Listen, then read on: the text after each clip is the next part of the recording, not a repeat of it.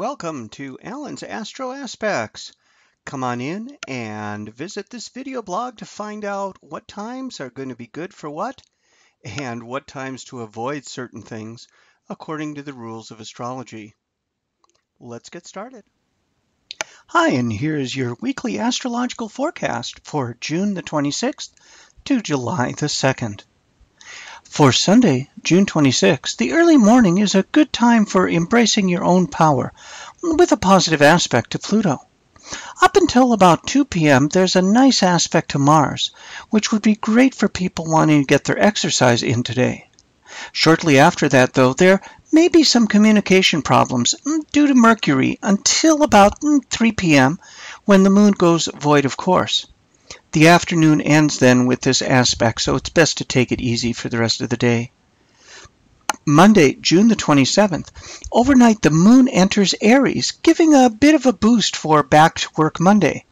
The day in general has an influence from a positive aspect between Venus and Neptune, allowing for romances to get a little bit dreamy, but watch out for a little bit too far out there and impractical.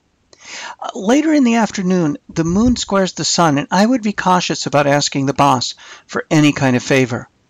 There is a nice aspect to Saturn in the evening, so it would be great to repair things in a practical way or to call older people and socialize with them. Around 9 o'clock, there is a negative aspect to Venus that warns us to watch out for a stormy time in relationships. Tuesday, June the 28th, things are fairly quiet for today. But as you get closer to the evening, especially towards 7 p.m., a Moon-Uranus conjunction warns you to watch out for unexpected things. You may be able to use this to your advantage, though, if you have a pleasant surprise for someone, but do be careful. Wednesday, June the 29th, a few interesting things happen today. Mercury enters Cancer, helping those with Cancer rising or a Cancer sun sign to maybe think a little bit more clearly if your own Mercury is doing well in your natal chart. The moon also moves into Taurus. With the general atmosphere, it gets a little bit more relaxed, and it should be fairly good for artists of all types. Mars turns direct today at 23 degrees of Scorpio, so you may want to check to look and see where that is in your own chart and notice the Mars influence, since it'll be moving so slowly at that point. Now, this could either be favorable or not, depending on where Mars is at your birthday. It's great if Mars is in a strong sign like Scorpio, Aries, or Capricorn, giving you some really positive energy. The moon ends the day with a positive aspect to the sun, allowing you to get more into yourself, but in a better way than usual. Thursday, June the 30th, this day starts off with one of those positive aspects to Pluto, allowing you to feel your own sense of power and purpose. And shortly after that, at about 9:30, a positive aspect to Jupiter allows you to be a little bit more optimistic. But make sure you don't overdo it too much, as Jupiter sometimes does do that. Later in the day, the moon opposes Mars, so it would be a good thing to be careful about overdoing it, especially if you're doing some type of exercise plan. Since Mars can sometimes get you to go beyond your limits, you may get more injuries or something.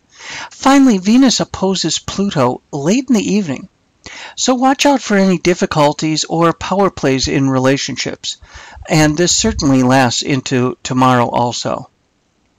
Friday, July 1st, the moon enters Gemini today, allowing you to finish up the work week with some extra energy for thinking and for writing. The whole day, Venus has a positive aspect to Jupiter, allowing some of that difficulty between Venus and Pluto from yesterday to start to ease off later in the afternoon.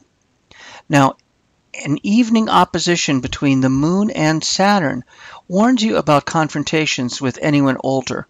I would also probably caution you against any romance for the evening. Saturday, July 2nd, overnight, there are some possibilities of confusion and bedazzlement caused by the moon and Neptune square. But things start to ease off in the mid-morning for Saturday. Late morning has a moon square Jupiter, which would warn you about, again, overdoing things, especially with a moon void of course later in the evening. So it's best to take it easy for the afternoon and maybe even go to bed early tonight. That's all for this week. May the stars in their courses bless you today and every day. And remember, look up this video blog version on YouTube. You can subscribe there also.